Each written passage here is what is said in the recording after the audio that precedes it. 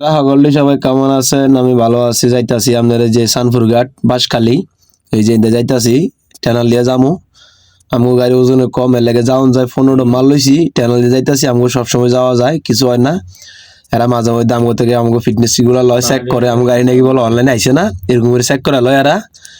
এবারে দেখাই আওয়াজ গিয়ে যে 2-3 জায়গার মাঝে এনে বলে কার্ড একটা জানতে দিছে কার্ডে জমা দিতে হইব। জমা দিতে যাইমু এই যে এখন টানেল ঢুকমু দেখেন আমি ভিডিও করতেছি মানে ডুয়েল ভিডিও সামনে হইব পিছু হইব। আমার মোবাইল অপশনটা আছে এই যে মোবাইল বাইর করে দিয়েছি দেখেন ভিডিও হইতাছে।